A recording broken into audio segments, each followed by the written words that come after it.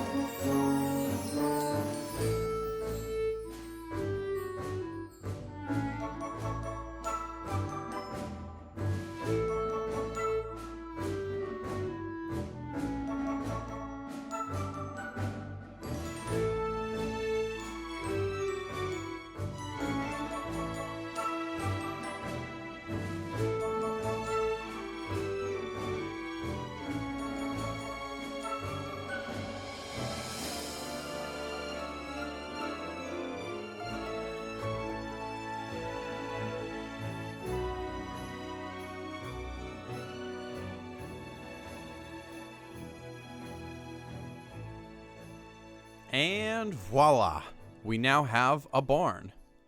And it's a pretty good looking barn if I do say so myself. Alright, let's take a closer look at all this stuff for you. Oh, there I am. Cool. So yeah, I made the paths last, and obviously they're not full paths, as you can tell.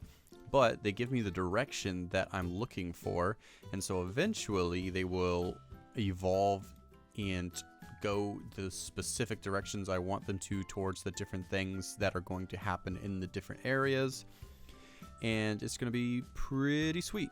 Anyways, down in the barn here, a little bit of stuff. Oh, hi, chicken. A little bit of stuff that I wasn't able to really show in the time-lapse as well as I would like to, because I'm not quite experienced enough yet, is that I did put all these farm animals in here just to give off, you know, that right atmosphere that you would expect from walking in here. So I got a couple cows here. One of them was a baby, but, you know, kids, they grow up so fast. Anyways, I got a donkey right here as well.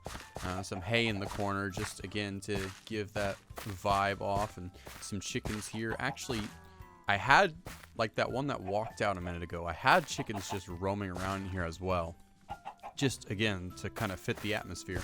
And I think one of these actually like traveled up the hay to be with his brethren or something like that. That's what it seems like to me, because I don't remember putting 3 in here. But anyways, I've also got a horse here, saddle for him, some pigs, and some podzol to mimic the mud. I'm so excited for 119 because they're actually adding real mud, and that's going to be super cool. So when we make like pigsties and stuff, we can actually use mud, and then like a little water trough there or whatever everyone will call it. And then food. And I bet you can guess what this is for.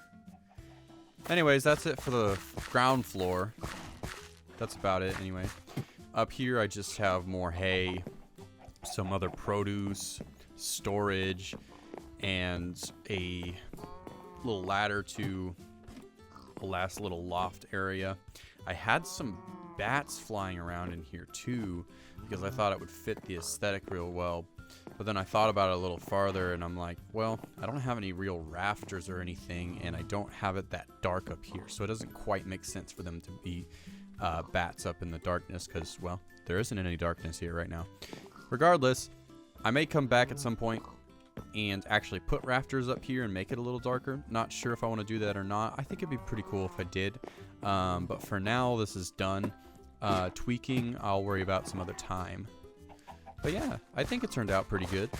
I definitely took a direction based off of popular red barns, and then twisted it and made it fit my own art direction as well. Because this is not very, like, legit real barn-like. It's more like my take on it. So it's definitely something that has got my own unique little flavor to it, which is what Minecraft building should be. You shouldn't be constrained to a box. I mean, yeah, sometimes you're trying to do your best to mimic an art style, and that's cool, that's fine and all, but your own art style is one you need to find, and I'm constantly rediscovering and moreover learning what my art style is. And it's just a really fun process, so don't hate yourself for building something that doesn't look like what everyone else's looks like, because it's cool to have your own style. Anyways, that's what this is, and it turned out pretty good. So in the future, we will work on other stuff where the paths are leading and put some more custom trees. I did put a couple little tiny bushes just to give it a little bit of flavor in the area, make it look a little bit more alive, just so it starts coming together a little bit better. Definitely just from adding this one build in the paths and those bushes, it's starting to look like a real farm instead of just this one house that was sitting here, so super excited for that.